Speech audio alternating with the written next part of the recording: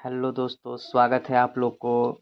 आज का सेशन बहुत ही महत्वपूर्ण होने वाला है दोस्तों, क्योंकि आज के सेशन में मैं आप लोग के लिए कांग्रेस के अधिवेशन और उसके स्थान वर्ष और उसकी अध्यक्षता किसने की और उसका विशेषता क्या था, इस टॉपिक पे आधारित वीडियो लेकर के आया हूँ, जो कि आने वाले बिहार शिक्षक बहाली में इससे बहुत ही क्वेश्चन पूछे जाएंगे दोस्तों। चलिए दोस्तों, तो क्वेश्चन को देखते हैं। दोस्तों यहाँ पे क्वेश्चन है हम लोग का, कांग्रेस अधिवेशन। यहाँ पे है कांग्रेस का अधिवेशन, उसके बाद से स्थान, वर्ष, अध्यक्ष और विशेषता।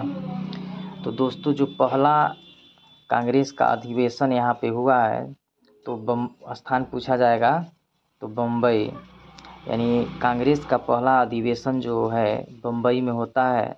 और पूछा जाएगा कितने सन में हुआ, तो 1885 में हुआ था। और पूछा जाएगा कि इसके अध्यक्ष कौन थे, तो डब्ल्यू.सी. बनर्जी, यानी डब्ल्यू.सी. बनर्जी इसके अध्यक्ष थे। पूछा जाएगा इसकी विशेषता क्या है, तो इसकी विशेषता थी कि 72 प्रतिनिधियों ने इसमें भाग लिया था। दोस्तों अगर पूछा जाएगा कांग्रेस का पहला अधिवेशन में कितने प्रतिनिधियों ने भाग लिया था, तो 72 प्रतिनिधियों ने भाग लिया था। दोस्तों दूसरा अधिवेशन इसका होता है कोलकाता में, यानी कोलकाता में 1886 ईस्वी में होता है, जिसकी अध्यक्षता दादा भाई नौरोजी द्वारा किया जाता है।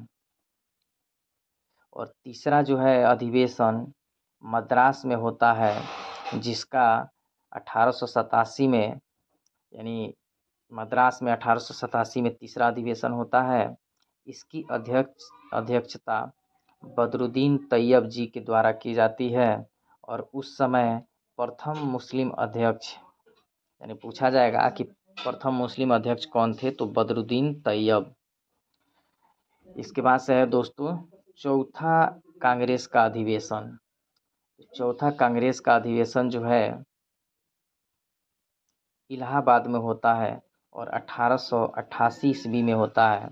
और इसकी अध्यक्षता जॉर्ज यूल, यानी जो प्रथम अंग्रेज अध्यक्ष था, उसकी अध्यक्षता में चौथा कांग्रेस अधिवेशन किया जाता है। दोस्तों यहाँ पे मैंने एक बहुत ही बेहतरीन ट्रिक बनाया है, जिससे आप लोग कभी भी इसको नहीं भूल पाइएगा। दोस्तों ट्रिक है, अगर स्थान का पूछा जाएगा तो स्थान का इसका ट्रिक हो जाएगा ब क म ई, यानी ब क म ई। स्थान में इसका मतलब हो गया कि स्थान में ब क म ई, और 85, 86, 87, 88 ऐसे याद रखेंगे। अगर पूछा जाएगा कि स्थान में पूछा जाता है तो पहला अधिवेशन ब यानी बम्बई में, दूसरा अधिवेशन यानी क कलकत्ता में, तीसरा अधिवेशन यानी मद्रास में होता है, और चौथा अधिवेशन इलाहाबाद में, यानी ब क म ई 85, 86, 87, 88। यानी सन याद करने का सबसे बेहतर तरीका है कि ब क म ई और उसके बाद से 85, 86, 87, 88। दोस्तों इसके बाद से 12वां अधिवेशन होता है कांग्रेस का। यहाँ पे 12वां अधिवेशन होता है जो कोलकाता में होता है और 1896 ईस्वी में होता है। और इसकी अध्यक्षता रहीमतुल्लाह सयानी करते हैं। और पहली बार वंदे मातरम गीत जो है इसी अधिवेशन में गाया गया। दोस्तों परीक्षा की दृष्टि से इसलिए यह बहुत ही महत्वपूर्ण क्वेश्चन हो जाते हैं, क्योंकि कई बार बीपीएससी के एग्ज़ाम में यह क्वेश्चन पूछा भी गया है। कांग्रेस के अधिवेशन से 2 क्वेश्चन कम से कम पूछे जाते हैं कि पहली बार वंदे मातरम कब गाया गया, तो 1896 ईस्वी में गाया गया। और किसकी अध्यक्षता में, तो रहीमतुल्लाह सयानी। और कहाँ पे, तो कोलकाता में। इसके बाद से है दोस्तों 21वां, यानी 21वां जो कांग्रेस का अधिवेशन हुआ वह बनारस में होता है और इसकी 1905 में होता है। और इसकी अध्यक्षता गोपाल कृष्ण गोखले द्वारा की जाती है। यानी 21वां जो कांग्रेस का अधिवेशन होता है 1905 में होता है और गोपाल कृष्ण गोखले के द्वारा इसकी अध्यक्षता की जाती है। इसके बाद से 22वां जो अधिवेशन है यह कलकत्ता में होता है 1906 में और दादा भाई नौरोजी द्वारा। दोस्तों यह भी क्वेश्चन पूछा हुआ क्वेश्चन है कि स्वराज शब्द का पहली बार प्रयोग किस अधिवेशन में किया गया। तो सबसे पहले हम बोलेंगे कि 22वां अधिवेशन था, जगह कलकत्ता था, वर्ष 1906 था और दादा भाई नौरोजी उसकी अध्यक्षता कर रहे थे। यानी 1906 में स्वराज शब्द का पहली बार प्रयोग 22वां कांग्रेस के अधिवेशन में हुआ। इसके बाद से नेक्स्ट क्वेश्चन आता है 23वां कांग्रेस का अधिवेशन। तो 23वां कांग्रेस का जो अधिवेशन है दोस्तों यह सूरत में होता है और इसका वर्ष जो है 1907 होता है और अध्यक्षता इसका जो है डॉक्टर रास बिहारी घोष के द्वारा किया जाता है और कांग्रेस का जो प्रथम विभाजन होता है तो वह सूरत अधिवेशन में होता है। दोस्तों कई बार क्वेश्चन पूछा भी जाता है कि कांग्रेस का जो विभाजन होता है यानी कांग्रेस जो है नरम दल और गरम दल में दो भागों में जब भी बंटता है तो वह कौन सा अधिवेशन होता है। तो सूरत अधिवेशन होता है 1907 में इसका विभाजन किया जाता है और उस समय इसकी अध्यक्षता डॉक्टर रास बिहारी घोष के द्वारा की जाती है। इसके बाद से आता है 27वां अधिवेशन, कोलकाता इसका भी स्थान है 1911 में और अध्यक्षता इसका पंडित विश्व नारायण धर के द्वारा की जाती है और पहली बार जन गण मन इसी अधिवेशन में गाया गया। यानी क्वेश्चन पूछा जाएगा आपसे कि कांग्रेस के किस अधिवेशन में पहली बार जन गण मन गाया गया। तो 27वां अधिवेशन में पहली बार जन गण मन गाया गया 1911 वर्ष हो गया और पंडित विश्व नारायण धर अध्यक्ष हो गए। इसके बाद से आता है 28वां अधिवेशन। 28वां जो अधिवेशन है यह बांकीपुर में आयोजित किया जाता है और 1912 ईस्वी में आयोजित किया जाता है और R.N. माधोलकर इसके अध्यक्ष हो जाते हैं। दोस्तों इसके बाद से 32वां अधिवेशन आता है और स्थान इसका लखनऊ होता है और वर्ष जो है 1916 और अध्यक्ष AC मजूमदार और मुस्लिम लीग से समझौता यानी लखनऊ अधिवेशन में होता है और 32वां कांग्रेस का अधिवेशन होता है और 1916 में मुस्लिम लीग से समझौता होता है। दोस्तों कई बार इसका वर्ष पूछा जाता है, कई बार परीक्षा में वर्ष इसका पूछा जाता है कि किस वर्ष मुस्लिम लीग से समझौता हुआ। तो 1916 ईस्वी में लखनऊ अधिवेशन में 32वां कांग्रेस का अधिवेशन हुआ जिसमें मुस्लिम लीग से समझौता हुआ था। इसके बाद से आता है 33वां अधिवेशन। कांग्रेस का 33वां अधिवेशन जो है कोलकाता में होता है और 1917 में होता है और एनी बेसेंट यानी प्रथम अध्यक्ष इसके एनी बेसेंट और विशेषता है कि प्रथम महिला अध्यक्ष एनी बेसेंट पूछा जाएगा दोस्तों कि प्रथम महिला अध्यक्ष यानी कांग्रेस की जो ब्रिटिश में पहली महिला जो अध्यक्ष थी वह कौन थी। तो एनी बेसेंट और 1917 में 33वां अधिवेशन था, कलकत्ता में हुआ था 1917 में।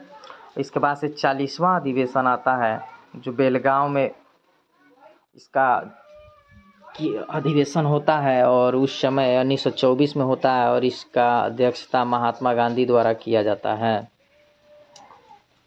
इसके बाद से 41वां अधिवेशन होता है जो कानपुर में होता है और 1925 ईस्वी में कानपुर अधिवेशन होता है 41वां कांग्रेस के अधिवेशन में और इसकी अध्यक्षता सरोजिनी नायडू कर रही थी और प्रथम भारतीय महिला अध्यक्ष। दोस्तों दोनों क्वेश्चन बहुत ही इम्पोर्टेंट हो जाता है क्योंकि एक अधिवेशन कोलकाता अधिवेशन होता है जिसमें एनी बेसेंट प्रथम महिला अध्यक्ष होती हैं जो कि ब्रिटिश से हैं और एक जो है 1925 में होता है और कानपुर में होता है जिसमें सरोजिनी नायडू जो है भारतीय यानी प्रथम भारतीय महिला जो कांग्रेस की अध्यक्ष बनती है 41वां कांग्रेस के अधिवेशन में कानपुर में 1925 में सरोजिनी नायडू इसकी अध्यक्षता करती हैं। तो दोनों क्वेश्चन बहुत ही परीक्षा की दृष्टि से महत्वपूर्ण हो जाता है दोस्तों, क्योंकि एक ब्रिटिश है और एक भारतीय महिला है। तो एक जो है 1917 में और एक 1925 में, और वहाँ एक कोलकाता में और एक कानपुर में। दोस्तों इसके बाद से आते हैं 45वां, यानी कांग्रेस का 45वां जो अधिवेशन है वह लाहौर में होता है, और उस समय इसका वर्ष जो होता है दोस्तों 1929 होता है, और इसकी अध्यक्षता जवाहरलाल नेहरू द्वारा की जाती है। और विशेषता है दोस्तों की पूर्ण स्वराज की मांग। बहुत रिपीटेड क्वेश्चन है दोस्तों कि पूर्ण स्वराज की मांग किस अधिवेशन में किया गया। तो 45वां अधिवेशन स्थान कौन सा था, तो लाहौर, और वर्ष जो है 1929, जवाहरलाल नेहरू और पूर्ण स्वराज की मांग। दोस्तों कभी कभी ऐसा भी क्वेश्चन पूछ लिया जाता है कि पूर्ण स्वराज की मांग किसके द्वारा किया गया, तो जवाहरलाल नेहरू के द्वारा, और 1929 में मांग किया गया। इसके बाद से 46वां अधिवेशन होता है, जो इसका स्थान होता है कराची, यानी 1931 में सरदार वल्लभ भाई पटेल द्वारा कराची अधिवेशन होता है, जिसमें सरदार वल्लभ भाई पटेल इसकी अध्यक्षता में रहते हैं, और उसी समय मौलिक अधिकार की मांग किया जाता है। किसकी मांग किया जाता है, मौलिक अधिकार की। कई बार क्वेश्चन पूछा जाता है दोस्तों इससे, कांग्रेस के अधिवेशन से क्वेश्चन हर पेपर में रहता ही रहता है दोस्तों, 1 से 2 क्वेश्चन रहता है। इसके बाद से देखेंगे 51वां जो कांग्रेस का अधिवेशन हुआ कहाँ पे हुआ था, तो पूछा जाएगा तो फैजपुर में हुआ था 1937 में। इसकी अध्यक्षता जवाहरलाल नेहरू ने की, और गांव में आयोजित पहली अधिवेशन, यानी गांव में आयोजित जो थी यह पहला अधिवेशन था वहाँ। तो क्वेश्चन पूछा भी जाता है कि गांव में आयोजित पहला अधिवेशन, तो 1937 में फैजपुर में जवाहरलाल नेहरू इसकी अध्यक्षता कर रहे थे। इसके बाद से 1-2 महत्वपूर्ण क्वेश्चन और यहाँ पे देखने के लिए आप लोग को मिलेंगे दोस्तों। खुदीराम बोस को फांसी दिया गया तो 11 अगस्त 1908 को, यानी खुदीराम बोस को 11 अगस्त 1908 को फांसी दिया गया। इसके बाद से नेक्स्ट आता है राजेंद्र लाहिड़ी को फांसी दिया गया तो 17 दिसंबर 1927 को गोंडा जो है जगह का नाम है। राम प्रसाद बिस्मिल को फांसी दिया गया 19 दिसंबर 1927 को, यानी राजेंद्र लाहिड़ी और राम प्रसाद बिस्मिल जो हैं इनको, राम प्रसाद बिस्मिल को 29 दिसंबर और इनको 17 दिसंबर, बाकी 1927 दोनों को का ईस्वी सन जो है ठीक एक ही सेम है। इसके बाद से देखेंगे दोस्तों अशफाक उल्ला खां को फांसी दिया गया, तो अशफाक उल्ला खां को जो है फांसी दिया गया 19 दिसंबर 1927 को, 19 दिसंबर 1927 को, और कहाँ पे, तो फैजाबाद में। इसके बाद से है दोस्तों मदन लाल ढींगड़ा को फांसी दिया गया तो 16 अगस्त 1909 को, यानी मदन लाल ढींगड़ा को फांसी दिया गया 16 अगस्त 1909 को। इसके बाद से एक क्वेश्चन और महत्वपूर्ण हो जाता है कि मास्टर दा के नाम से प्रसिद्ध सूर्य सेन को फांसी दिया गया 12 जनवरी 1934। दोस्तों कभी कभी परीक्षा में आपको क्वेश्चन पूछ लिया जाता है कि मास्टर दा के नाम से किसे जाना जाता है, तो सूर्य सेन को जाना जाता है। किसको जाना जाता है, सूर्य सेन को। दोस्तों यह जो कांग्रेस का अधिवेशन था बहुत ही महत्वपूर्ण अधिवेशन से क्वेश्चन 2 क्वेश्चन आपके एग्जाम में रहते हैं दोस्तों।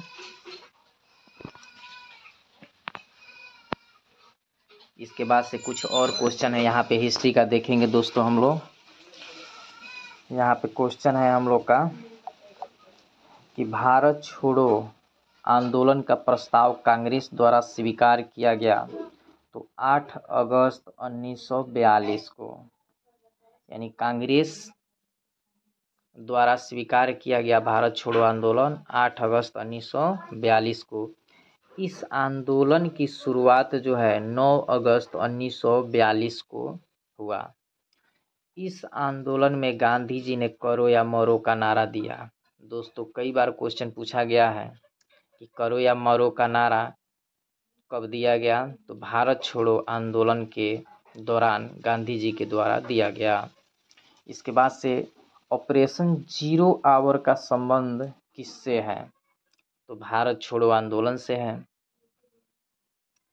इस आंदोलन के दौरान महात्मा गांधी को गिरफ्तार कर आगा खां पैलेस, जबकि जवाहरलाल नेहरू को अल्मोड़ा जेल में रखा गया था। कई बार क्वेश्चन इससे भी पूछ लिए जाते हैं कि महात्मा गांधी को गिरफ्तार कर कहाँ पे रखा गया, तो आगा खां पैलेस, और जवाहरलाल नेहरू को अल्मोड़ा जेल में रखा गया था। इस आंदोलन के दौरान सी राजगोपालाचारी ने वे आउट नामक पैम्पलेट को जारी किया। इसके बाद से आज़ाद हिंद फौज का गठन किया जाता है 1942 में। सुभाष चंद्र बोस ने द फ्री इंडिया सेंटर का गठन किया था जर्मनी में। दोस्तों बहुत ही महत्वपूर्ण यहाँ पे चैप्टर हो जाता है इसका। सुभाष चंद्र बोस जो है द फ्री इंडिया सेंटर का गठन किए थे तो जर्मनी में, और सुभाष चंद्र बोस ने स्वतंत्र भारत की अस्थायी सरकार का गठन किया था सिंगापुर में। ये दोनों बातें आप लोग अच्छा से याद रखेंगे। द फ्री इंडिया सेंटर का गठन तो जर्मनी में, और अस्थायी सरकार का गठन जो है सिंगापुर में। इसके बाद से आ जाता है कि मुस्लिम लीग ने कैबिनेट मिशन योजना को स्वीकार किया था 6 जून 1946 को। यानी मुस्लिम लीग ने कैबिनेट मिशन योजना जो बन करके तैयार हुआ था उसको 6 जून 1946 को स्वीकार किया था। कांग्रेस पार्टी ने कैबिनेट मिशन योजना को स्वीकार किया था 25 जून 1926 को। यानी मुस्लिम लीग ने कब इसको स्वीकार किया, तो 6 जून 1946 को। और यही पूछा जाता है कि कांग्रेस पार्टी ने कैबिनेट मिशन योजना को कब स्वीकार किया, तो 25 जून 1946 को। कैबिनेट मिशन योजना को स्वीकार करने के बाद संविधान सभा के निर्माण हेतु चुनाव कराए गए थे जुलाई 1946 में, और संविधान सभा का पहला बैठक 9 दिसंबर 1946 को होता है, जिसकी अध्यक्षता यानी अस्थायी अध्यक्षता जो है सच्चिदानंद सिन्हा के द्वारा किया जाता है। और संविधान सभा का दूसरा बैठक 11 दिसंबर 1946 को किया जाता है। दोस्तों बहुत ही महत्वपूर्ण यहाँ पे टॉपिक बन जाता है कि संविधान का पहला बैठक 9 दिसंबर 1946, अस्थायी अध्यक्षता सच्चिदानंद सिन्हा, और संविधान का दूसरा बैठक जो है 11 दिसंबर 1946 को किया जाता है, जिसमें अस्थायी अध्यक्ष डॉक्टर राजेंद्र प्रसाद को चुना जाता है। इसके बाद से मुस्लिम लीग ने प्रत्यक्ष कार्यवाही दिवस मनाया 16 अगस्त 1946 को। 16 अगस्त 1946 को प्रत्यक्ष कार्यवाही दिवस मुस्लिम लीग द्वारा मनाया जाता है। भारत विभाजन हेतु माउंटबेटन योजना प्रकाशित हुआ 3 जून 1947 को। यानी भारत के विभाजन हेतु माउंटबेटन योजना प्रकाशित हुआ 3 जून 1947 को। जवाहरलाल नेहरू के नेतृत्व में अंतरिम सरकार का गठन हुआ था दोस्तों 2 सितंबर 1946। दोस्तों जो अंतरिम सरकार का गठन होता है इसका मंत्रिमंडल का आप लोग याद कर लीजिएगा, क्योंकि इससे भी क्वेश्चन पूछे जाते हैं। हर बीपीएससी के एग्ज़ाम में अंतरिम सरकार का जो गठन हुआ था 1946 में 2 सितंबर 1946 में, उससे 1-2 क्वेश्चन पूछ लिए जाते हैं। दोस्तों इसके बाद से देखेंगे मुस्लिम लीग के कितने सदस्य अंतरिम सरकार में शामिल हुए थे, तो 5 सदस्य उसमें शामिल हुए थे। इसके बाद से है हरिजन सेवक संघ के अध्यक्ष कौन थे, तो घनश्याम दास बिड़ला। दोस्तों हरिजन सेवक संघ के अध्यक्ष कौन थे, तो घनश्याम दास बिड़ला।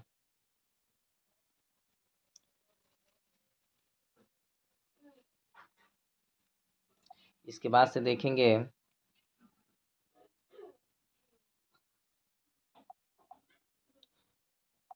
मुस्लिम लीग ने मुक्ति दिवस मनाया तो 22 सितंबर 1939 को।